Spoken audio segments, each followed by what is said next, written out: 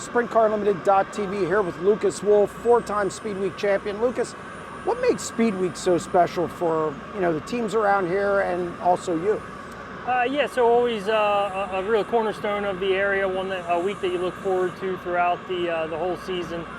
I think that the aspect of going to different tracks every night has a big draw to it. I think from the competitor side and fan side, you see a lot of attendance that isn't necessarily common to this area. We don't have probably as many outsiders this year, kind of way the landscape has changed from a competitor standpoint, but you always see a lot of motorhomes and campers and people from Australia following it, so it's a good stretch of racing for us. It's a good time to, if you're running good, to make some money. It's also a good time to figure some stuff out if you're struggling. Racing is obviously the purpose of why we do this, so the opportunity to race a lot is good. And, I enjoy it, and hopefully we get the rest of them in with the weather. You mentioned the money. It's 8 races at $10,000 this year, and then at $20,000 and at $25,000. Obviously, $25,000 got banged out last night at Lincoln, but still, a lot of money on the line in Speedweek. Did you ever imagine it would develop into something like this? Yeah, it was super unfortunate last night to have the bad forecast, and then, of course, ultimately the rain. Lincoln did a great job with that show. The Gobrek family, of course, always puts a lot of effort into that event. I think that this area in a whole doesn't get enough credit for the amount of money that it pays on a weekly basis. All tracks have really stepped up in recent years. We have more and more marquee and big-time events.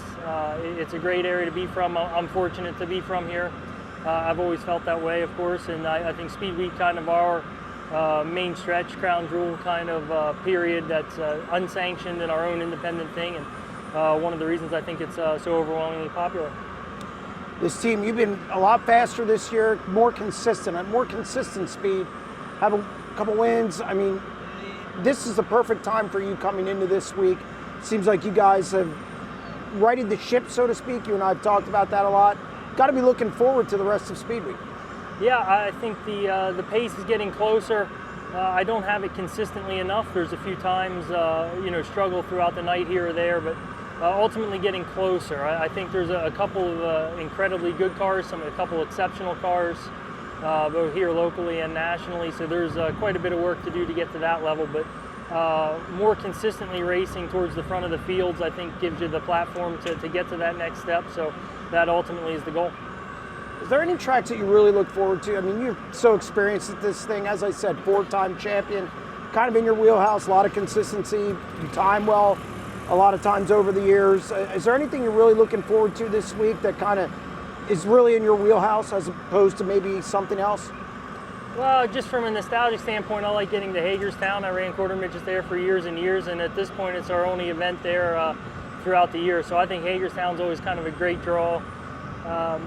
As far as racing goes, I mean, I think it's pretty straightforward. As long as I've done it now, if you're going good, you're excited to go to the races. You want to get to more. You don't really care much where they are.